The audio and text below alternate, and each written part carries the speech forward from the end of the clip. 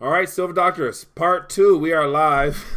So Again. apologize for the hiccups, but it was going well until all of a sudden everything just dropped out. So it looks like it was an internet issue, but yeah, we'll see. But yeah, right when things go good, as always, Paul, I realize let me know how it's looking on your end, and then we can get Yep. back to some questions and some chat activity. Okay. Yeah, I'm seeing we're live right now. See, there's 34 people watching, so it looks like we're good on my end. Okay.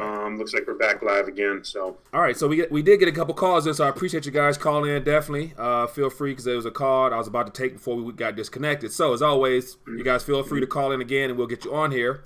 And let's keep it moving. So let's get back to the chat. Acknowledge a couple people. It says YouTube cut you off once you start talking about the government. Well, interesting. We got Philosopher Bees. We have who else? We got Couch Potatoes Kennedy. Yes, your stream is down. Says their call-in format was working for a while. Says in your hands. Yeah. So with that being the case, let's continue on what we're talking about, and we'll go from there. All right. So what were we talking about last? The person was talking about possibly the hopes of seeing justice one day from all this information that's being shared about manipulation, whatever. So finish up with your thought on that one. Yeah, and then the other thing is, if there was a class action lawsuit, right? If half dollar joins a class action lawsuit, what am I going to get a check for? Equivalent of 1 ounce of silver in today's dollar at the end of it? It's just like, I wish that I could believe that the government is going to be doing the right thing when it comes to, ending the manipulation and the suppression, but I don't think they're going to do it until they're absolutely forced to. Yeah. Too many people just have a vested interest in keeping the system going how it's going. And, government, federal jobs, they're really nice jobs. People don't want to mess any of that stuff up, right? Not especially when you're being promised to be taken care of for the rest of your life, or you've been bred to believe in the security of a government job just because, they're going to make sure they take care of all their employees first before they have to begin bailing out and dealing with the public itself. So, so that the biggest thing is make sure your employees are happy and they'll pretty much go along with the flow because they don't want to disrupt their own paycheck. So, but that's what it is. So, let's get back to some more topics. So we had, what was the next topic we were going to touch on? I wanted to just go through some of the Trump tweets from today because they are incredible. He has been tweeting a tweet storm today, and I mean, it is amazing what he's been saying. Yeah. So I don't even know if you can pull up his Twitter feed from today. Let me give you one second. I'm going to pull it up now. And so it's turned into like I never really watched Donald Trump, The Apprentice, but I'm assuming that his Twitter handle, his tweeting storm, will probably, it definitely ranks a lot higher now than his Apprentice show ever did, because now he's a president, so everybody tunes in to what this guy is saying. So yeah, this is interesting. So let me give you 1 second. I'll pull it up, but go ahead and finish your thoughts and what you want to talk about. There we go. All right, so I got it up. No, it's just amazing because one of the things that I've been talking about for some time is Cash for Clunkers 2.0. You remember I've been talking about that for some time, and it's almost like he's priming the markets for Cash for Clunkers 2.0 just today. And you'll see as we scroll through the tweets here. Watch this. Problem is, there aren't really many. I mean, of course, there's clunkers, but yet a lot of people utilized that a decade ago to where now everybody because of the low financing rates, everybody pretty much traded in their clunkers and they got a newer car. So how much can you incentivize? So it's going to be. So it's basically just going to be a tax credit, right? That's what I think it's coming. Buy a new car, get a tax credit at the end of the year. So I don't think it's going to be, because remember, the other thing is Cash for Clunkers, there's a cost that comes about with having to run that program. I mean, there were several things that had to be done. You had to literally turn in your vehicle, right? And then buy the more fuel efficient one. There's a lot of paperwork. There's a lot of red tape. So this one, buy a new vehicle, one simple paperwork, and then tax credit at the end of the year. And that is direct stimulus right there.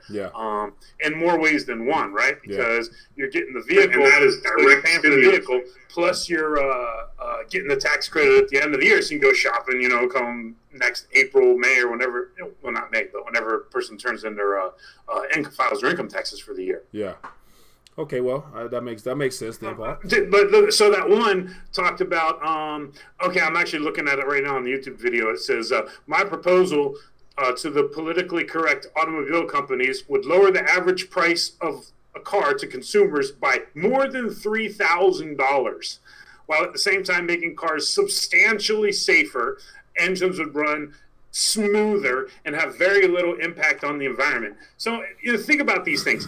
If you're going to make engines run smoother and make cars substantially safer, there's a cost, and it's called research and design. Like that's a thing. So it's very expensive to do all these things. So with all the government regulations that there are already, and you're adding more regulations on top of it, how's that going to bring the cost of the car down? It's not going to bring the cost of the car down. Yeah, and then the fact is, how's all this going to be rolled out within a shorter time frame that's going to make it, which is going to actually allow people to see the benefits of all this. This is a couple years plan in the making here, if it is able to be pulled off. But I think his proposals and all the things he's going to suggest, like right now I'm hearing a lot about tax cuts. So they're talking about trying to cut different types of taxes. And I'm thinking like the more they cut taxes, the greater the deficits will be. Therefore, they're not necessarily going to be helping out the public as much. They're going to be speeding things up, I think, because that means that, if it's $1.5 trillion deficit right now, imagine when this economy does slow down and they got to really crank up the borrowing and things like that. Yeah, there's no recovery. So it's going to be interesting how they're going to keep this narrative of a recession not in play going. And also, did you see there's an article I think 2 days ago that said from the White House, I forgot who the press secretary was saying we are not concerned with the health. They were saying the economy is healthy right now or whatever. I'm thinking like if you got to have a press conference and amongst your whatever you're talking about, you got to reiterate how healthy the economy is. Perhaps you might want to come to the realization that it's not, or they really know that it's not doing as well when you got to sell them on the economy being going great right now. Yeah, and it's multiple tweets just from today reiterating that same fact, harping on it, talking about the dollar is stronger than ever. Yeah. That was another one from today. I sent you a chart, right? Just going back 20 years, and you can plainly see it's not even half as strong as it was 20 years ago. Yeah. So, I mean, it's like, I don't know if it's supposed to be like bombastic, flamboyant, just largesse, or what it's supposed to be. But I mean, it's a downright lie, is what it is, right? Yeah. Because the dollar's not stronger than it's ever been. I mean, that's obvious to anybody who can pull up a chart and do a Google search. Yeah. Then the greatest economy ever. That's another one. But there was like at least 5 or 6 tweets that came out today just about the state of the economy. Mm-hmm. No inflation. That came out twice in 2 different tweets today. There is no inflation. So here's what that makes me think, right? Because my theory is that the deep state globalists are going to bring maximum pain to the United States economy and the markets, and there's going to be time to the 2020 elections. Yeah. Remember I was saying if enough blood has been drained out of that stone, right, then Trump will lose the election and get ready for the next recession, depression, and the United States is going to be ground zero.